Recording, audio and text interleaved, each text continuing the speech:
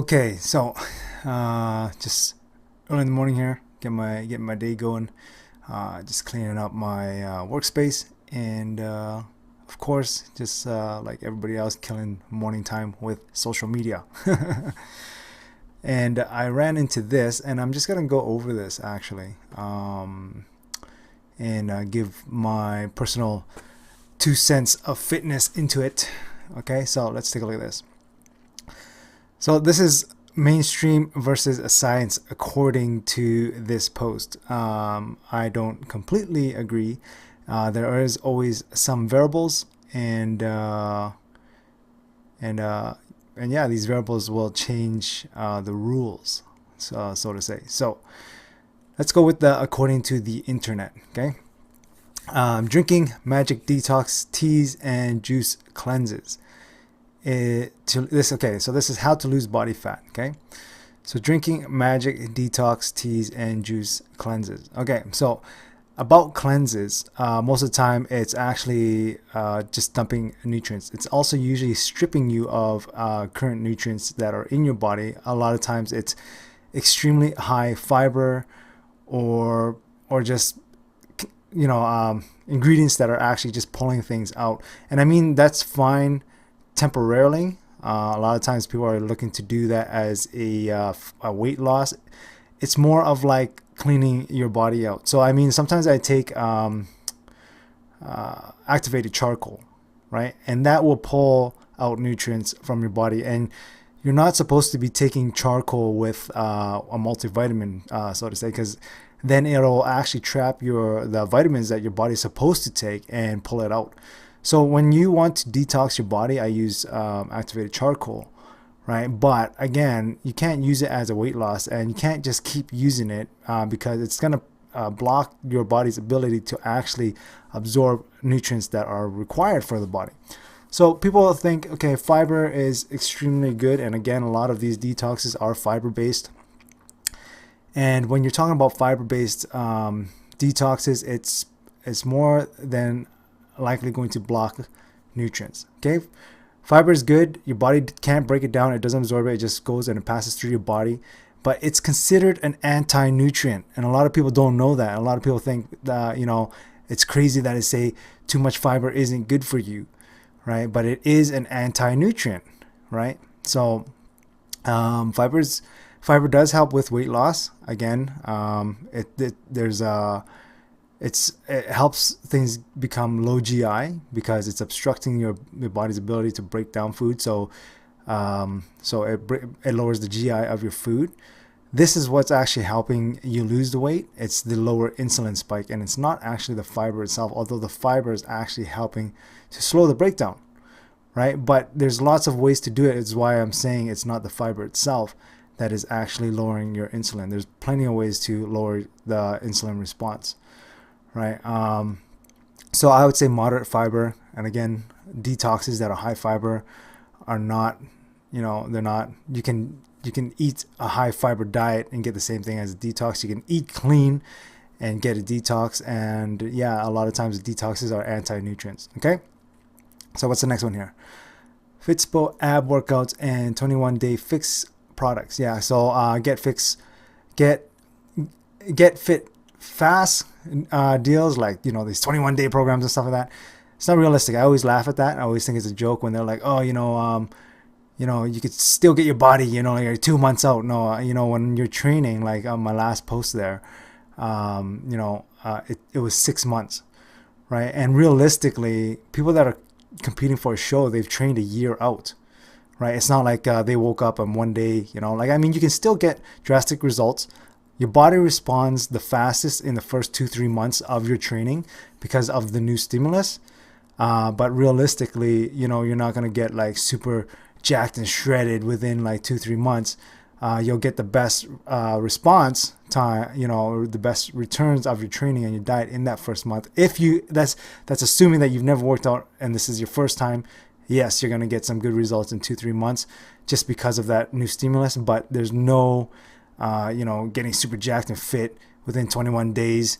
Like these guys on the pictures that are showing you, this is what you're gonna look like. This is me, and I'm jacked. No, that guy's been working out for like years, you know. So realistically, it's fitness has to become a lifestyle. So yeah, so according to the internet, yeah, these super fast fixes aren't. It's a great start. They're not they're not shredded in 21 days or whatever. Like that's not realistic, right? So yeah, ab workouts. So yeah, if you're just working your abs, you're not gonna lose weight. I always tell people incorrect training on the abs actually might make you look fatter, because when you're working out, you're actually thickening the muscle. So a lot of people are like, oh, well, can I just do sit-ups? I've been doing sit-ups this whole time, but you might just actually be thickening the muscle, the ab muscles, and actually making your stomach bigger. So there's a specific way to do it. I'm not sure if that's what it's referring to. Fitspo ab workouts. I don't know. Maybe they're talking about programs, ab programs. Yeah. So anyways, that's right. So fad diets, I've talked about fad diets a lot. That's very general.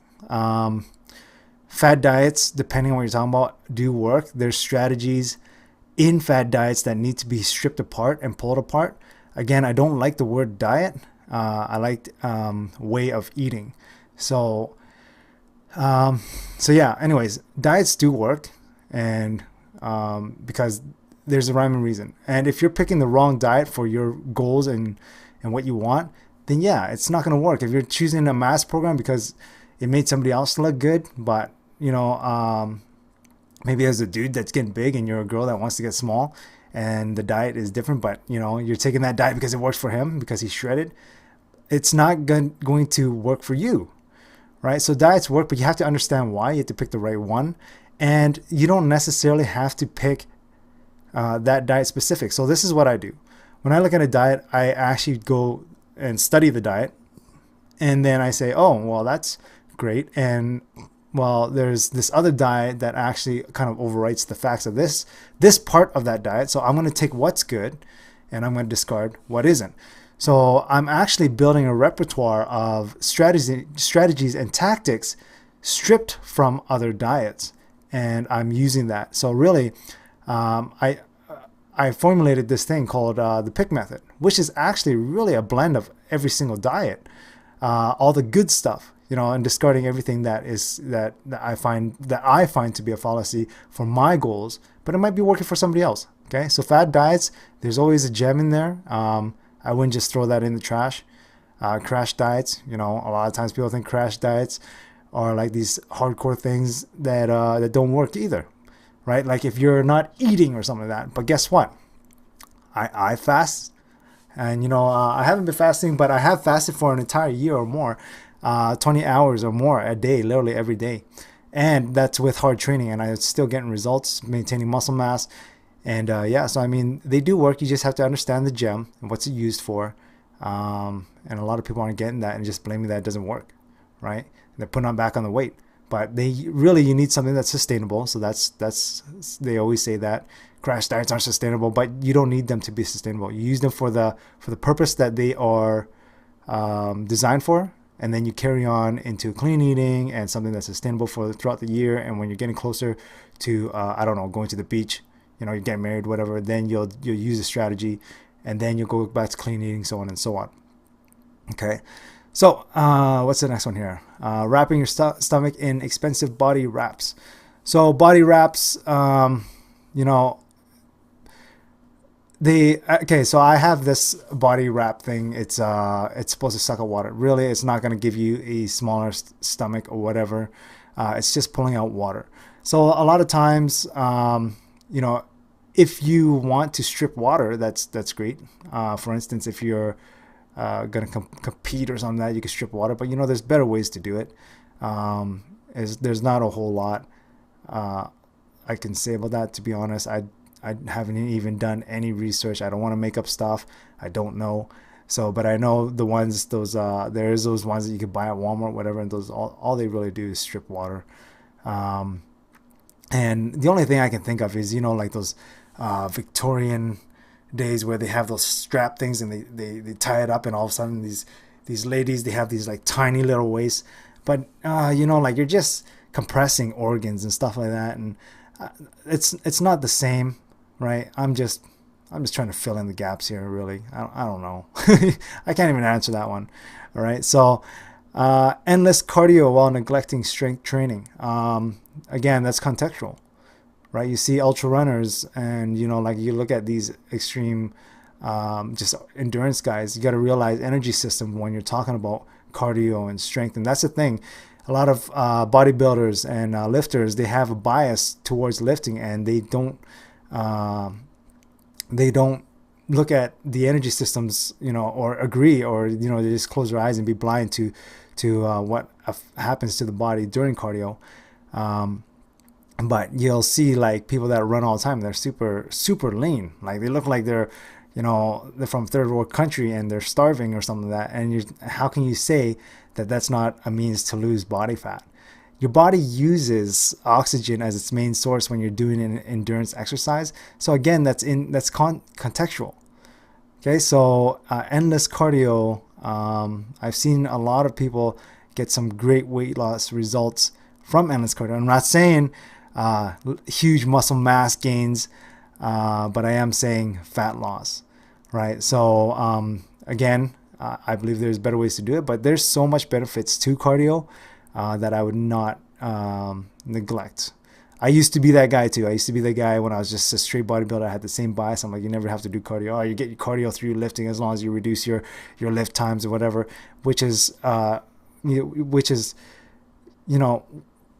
can, right? There's truth to that, but there's a lot of value in cardio if you actually go and dig deep into learning a bit more about it. Okay, so relying on supplements but neglect nutrition. I've done that in the past as well. I used to own a supplement company, and I used to just rely heavily on supplementation. And now I'm probably 80, even 90% towards food, and then the remaining is supplementation. So yeah, you don't really need supplementation to get the results you want. If I go into bodybuilding, I believe that there's a higher demand on building muscle, so the body will require more. So I often supplement more when I'm doing bodybuilding. If I'm doing performance, then food I find is sufficient. There is a higher demand for high performing, but you can do all of that through food. In terms of, I guess, to be honest, in terms of bodybuilding, it's easier to up your protein intake by taking a couple extra scoops of protein powder versus eating meat. So you don't need to have supplementation at all. And actually, if you're looking at let's say you want creatine, meat actually supplies creatine. So you can actually look at every supplement that's actually on the shelf, and you can actually just see the source, find the source, and start consuming that source. So it's true. And right now, because that's primarily what I do, if I find that I need something, I will see what food it comes from. We do live in an era of Professor Googles, so so I mean, you can look up where you can get these nutrients, and you couldn't do this maybe like 10-15 years ago. So that's a very powerful edge, that we can just find out what food has what and just get it through food. Okay, so let's go to the other side here. According to science, you must be in a calorie deficit. Eat less than you burn. Not entirely true. You can eat more and actually burn more fat. So interestingly enough, to stimulate fat loss, a lot of times you need to have an increase in calories, depending on how you do it. So don't just go and eat whatever, right? But let's use the ketogenic diet for instance. You're consuming fats, and on many cases, when people get stuck on a plateau on losing fats, the increase of fat calories will actually allow your body to burn fat even more. So that's contextual. Depends what you're doing. So calorie deficit, if you're a carb burner, so if you're doing I don't know, low GI, or if it fits your macros kind of thing, then yes, that's true. But that's contextual again. Okay. Prioritize strength training 3 to 5 times per week, depends on your goal, right? But yes, strength training is going to boost your metabolism, and it's going to make weight loss easier. So even though the guy that is doing endless cardio is going to lose fat, the guy that has more muscle mass and doing a moderate amount of cardio will surpass the guy that's just doing straight cardio, right? So yeah, so I actually, to be honest, I find that guy that's doing endless cardio, as soon as they stop, because their body has a higher demand for energy expenditure, but doesn't have the increase in basal metabolic rate due to muscle mass and stuff like that, that when they stop, they're more likely to put on fat than the person that has been doing strength training and has a little bit of muscle mass. So yes, you don't need to prioritize strength training, but it will drastically help for sure. Do some cardio. There we go.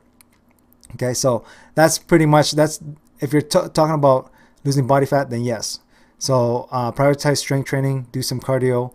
That would be more like the answer that I'm looking for, I guess. So yeah. Focus on food quality, fruits, veggies, and protein. Okay, so this is an interesting topic actually. Okay, so fruits is I'd call it nature's candy. So a lot of the nutrients that can be found in fruits can be found in spices, and a lot of people, go against the grain with this, but you can find, and actually, the nutrients that are found in fruit are more dense in spices. So you can actually replace the nutrients in fruit through other means, right? Whether it's vegetables or spices, right? You actually don't need to eat fruits. So, a lot of times people are arguing about the phytonutrients that you get from fruits, but you only need a micro amount, and that's why I'm saying that micro amount from spices and vegetables can be attained rather than getting from fruit. So you don't really need fruits. It's nature's candy. It's packed with sugar, and a lot of people try to excuse it because there's fiber as well. And yeah, so I mean, you don't actually need that. Again, the body needs carbohydrates. Is not an essential nutrient. You will not die if you do not eat that bagel. Essential nutrients are going to be water, protein, and fat. Okay, your body cannot make that. Your body can make carbohydrates. So yeah, that's not an essential nutrient. Okay, so yeah. Otherwise, protein you do need. Your body cannot produce it, and muscle cannot be built out of thin air. Your body can recycle protein in your body, so you don't need as much as a lot of people think you do, unless you're bodybuilding. Okay, so then there's the again, everything is contextual in fitness. Veggies, there's so much nutrients in vegetables, so it's pretty much a multivitamin. As long as you're getting a variety, it's like a multivitamin in your food. So definitely, yeah.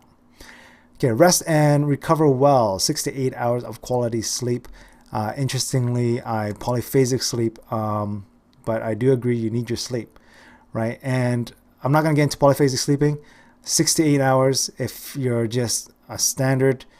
There's no strategy for sleeping. I would agree with that. There are ways. Again, I'm not going to get into it. There's bodybuilders that do polyphasic sleeping, and it's just a way to increase productivity. So, without any additional information, yes, rest and recovery.